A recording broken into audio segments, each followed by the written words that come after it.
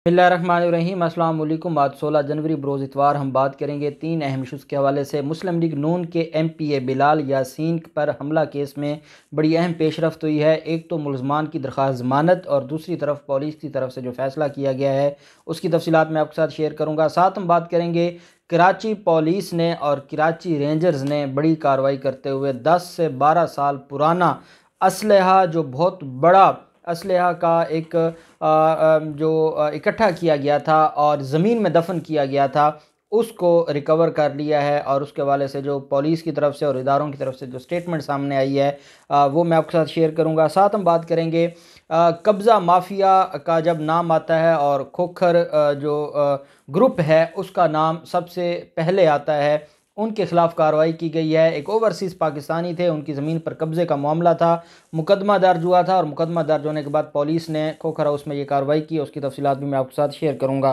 पहले हम बात कर लेते हैं बिलाल यासीन हमला केस जो है। इसमें बिलाल यासीन के हवाले से जो 2 मुलज़मान थे जिन पर यह इल्ज़ाम था कि जो वो मुलज़मान हैं उन्होंने असलहा प्रोवाइड किया था, वो असला डीलर थे और जो शूटर्स हैं जिन्होंने हमला किया था उनको असला प्रोवाइड करने वाले ये मुलज़मान थे और इनके खिलाफ मुकदमा दर्ज हुआ था और इनको गिरफ़्तार किया गया था। क्योंकि ये बेलेबल ऑफेंस था, जब ज़िला कचहरी में जुडिशल मजिस्ट्रेट के सामने पेश किया गया, जुडिशल मजिस्ट्रेट के सामने मुलज़मान के वकला ने अदालत में दरख्वास्त ज़मानत दे दी। अदालत ने तीनों गिरफ़्तार मुलज़मान की ज़मानत मंजूर कर ली। दौरान समाअत मुलज़मान के वकला की तरफ से ये मौक़िफ़ अपनाया गया कि ये जो तीनों हैं मुलज़मान, बेबुनियाद इल्ज़ाम इनको मुलव्वस किया गया है, असला फ़रहमी से इनका कोई तल्लुक़ नहीं है। मुलज़मान के वकला ने यह भी कहा कि असला कानून के मुताबिक फ़रोख्त किया गया है, जिसके लिए पुलिस तफ्तीश मुकम्मल हो चुकी है, लिहाजा तीनों को ज़मानत पर रिहा किया जाए। अदालत ने तीनों मुलज़मान की ज़मानत मंजूर करते हुए उन्हें 50-50 हज़ार रुपये के मुचलकों की एवज़ जो ज़मानत है उनकी मंजूर कर ली है। दूसरी तरफ जो मरकज़ी मुलज़म है जिसका नाम मियाँ विक्की है, और मियाँ विक्की की गिरफ़्तारी के लिए जो पुलिस है, लाहौर पुलिस, उन्होंने दुबई से रेड वारंट जारी करके उसको गिरफ़्तारी का फ़ैसला किया है और पुलिस की तरफ से ये कहा गया है कि मियाँ विक्की की गिरफ़्तारी के लिए रेड वारंट जारी किया जाएगा। अब आप एक चीज़ को नोट कर रहे होंगे और वो है कि मुस्लिम लीग नून के ये रहनुमा हैं लाहौर में, और ये लाहौर के सीनियर रहनुमाओं में इनका शुमार होता है बिलाल यासीन का। और मरीम नवाज़ भी गई इनकी इयादत करने के लिए, शहबाज शरीफ भी गए, और जब इन पर हमला किया जाता है तो तब भी बड़े सख्त अल्फाज में मजम्मत की जाती है मरीम नवाज़ की तरफ से भी और शहबाज शरीफ की तरफ से भी। अब सवाल ये पैदा होता है कि आया लाहौर पुलिस क्या वाकई इतनी अच्छे तरीके से तफ्तीश कर रही है और वाकई बड़ी ईमानदार हो गई है कि एक वाक़या हुआ, उस वक़ूआ पर उन्होंने ना सिर्फ मुलज़मान को गिरफ़्तार किया बल्कि अब रेड वारंट जारी करके 324 का एक मुलज़म है, अक़दाम कत्ल का एक मुलज़म है, और जो सहूलतकार था मियाँ विक्की, उसकी गिरफ़्तारी के लिए भी रेड वारंट जारी किए जा रहे हैं।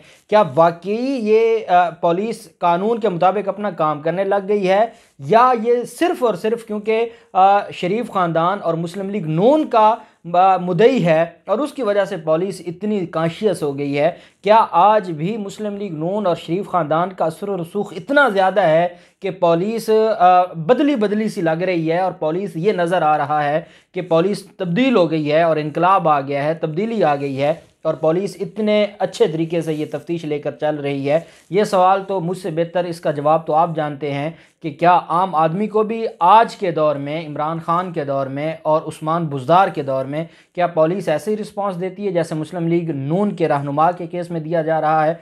इसका फ़ैसला अवाम करेगी। दूसरी तरफ जो मामला है वो है कराची में होने वाली एक बड़ी कार्रवाई का। कराची में पुलिस का एक गोदाम पर छापा मार कार्रवाई की गई और उसमें भारी मिकदार में फ़ौजी असलहा बरामद किया गया है। पुलिस ने ओल्ड सिटी एरिया में एक खैराती ट्रस्ट से तल्लुक़ रखने वाले बरतानवी दौर की इमारत से बड़ी मकदार में anti aircraft guns, Sten gun, revolvers और दीगर जदीद तरीन हथियार बरामद करने का जो एक रिपोर्ट जारी की है। उसमें यह कहा गया है कि फ़ौजी असला बज़ाहिर 10 से 15 साल कबल ज़मीन में दफन किया गया था।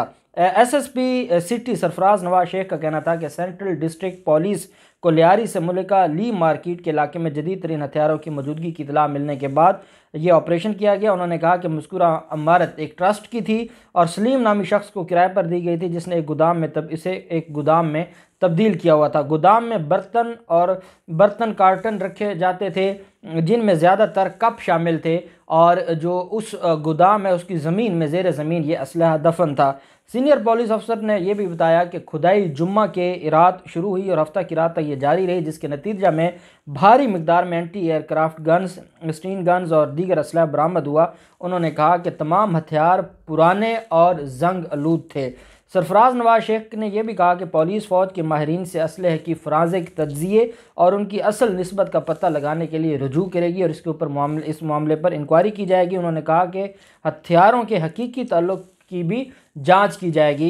इसमें यह भी तस्दीक की जा रही है कि इस पर भी वर्किंग हो रही है, इस पर भी इंक्वायरी और इन्वेस्टिगेशन हो रही है कि आया जो बरामद शुदा असलहा है वो नेटो इत्तेहादी अफवाज के कंटेनर का है या नहीं है। उन्होंने कहा कि इस पर अभी कुछ कहा नहीं जा सकता, हमें सिर्फ यहाँ हथियारों की मौजूदगी की इतला मिली थी और उस पर हमने ये कार्रवाई की और उस कार्रवाई की बदले हमने ये रिकवर किया। उन्होंने ये भी कहा कि पुलिस को इसी इलाके में दीगर मकामात पर भी असलहा की मौजूदगी की इतलात हैं और उस पर हम काम करेंगे।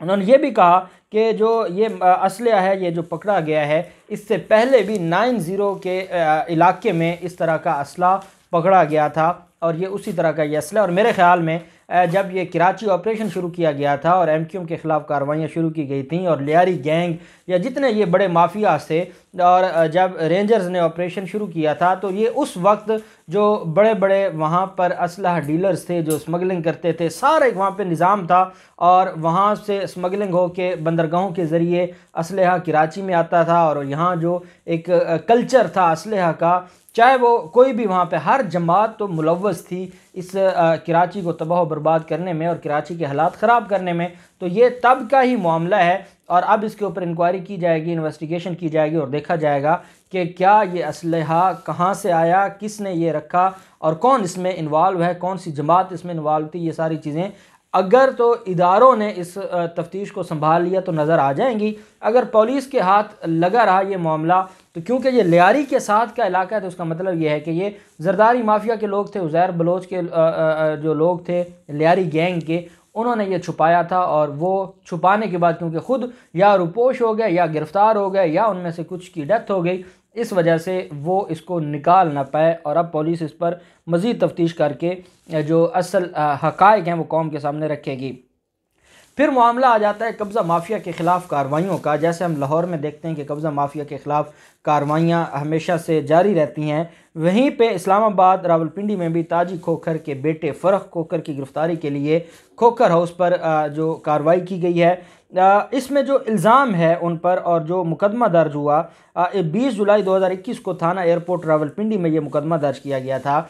कर्नल अमानुल्लाह रोड 12 को की हैशी रो मोहम्मद रमज़ान नामी शख्स की तरफ से ये मुकदमा दर्ज किया गया।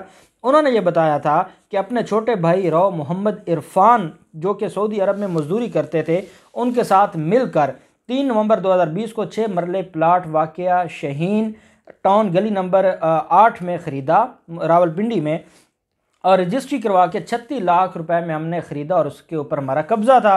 उन्होंने कहा कि तकरीबन 6 माह तक प्लाट का कब्ज़ा हमारे पास रहा। 1 माह पहले अपने प्लाट पर गए तो देखा कि मेन जो गली है जो हमारे प्लाट के साथ मुल्हिका थी, वहाँ सीमेंट ब्लॉक की दीवार बनी हुई थी और हमारे प्लाट पर किसी ने दीवार लगाकर कब्ज़ा कर लिया था।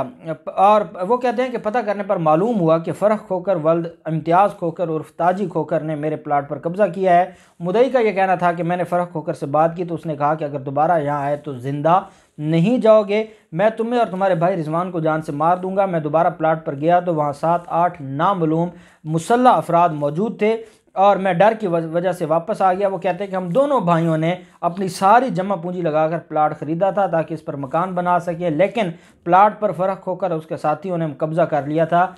एयरपोर्ट पुलिस ने मुकदमा नंबर 1100/21 दर्ज किया था जिसमें जुर्म 506 और इसके अलावा 440, 447, 511, 148 और 149 के तहत ये मुकदमा दर्ज किया गया था।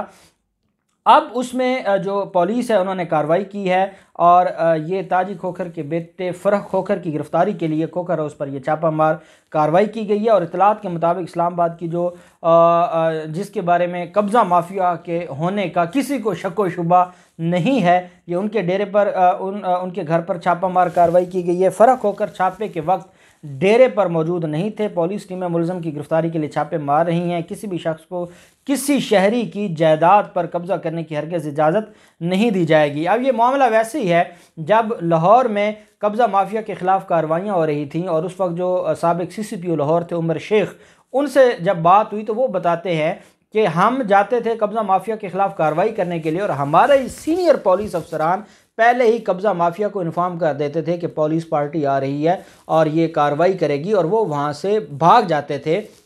ये बदकिस्मती है। आप अंदाज़ा लगाएं कि लाहौर में जितने बड़े बड़े कब्ज़ा माफिया के नाम थे आज सारे के सारे बाहर हैं, कोई जेलों में नहीं है, किसी के ख़िलाफ़ कोई सख्त मुकदमा नहीं बना, किसी के ख़िलाफ़ कोई ऐसी कार्रवाई नहीं हुई। एक वक्त था, चीज़ें साथ साथ चलती रहीं और उसके बाद सारी की सारी चीज़ें वहीं रुक गईं। उमर शेख आया था कब्ज़ा माफिया के ख़िलाफ़ लड़ने के लिए, उसको भी खुडे लाइन लगा दिया गया और उसके बाद भी कोई ऐसा शख्स ना आया इनके पास जो मुस्लिम लीग नून के MPA के ऊपर जो एक कत्ल है और वो भी उसकी ज़ाती दुश्मनी का कोई कत्ल है, उस पर तो ये रेड वारंट जारी करके दुबई से भी मुलज़मान को गिरफ़्तार करने के लिए इजाज़त दे रहे हैं। लेकिन लाहौर के अंदर जो माफियाज़ हैं उनके ख़िलाफ़ कार्रवाइयों के लिए शायद हमारे जो पुलिस है या जो हमारे सिविलियन ये इदारे हैं सिक्योरिटी के, इनके पास टाइम नहीं है।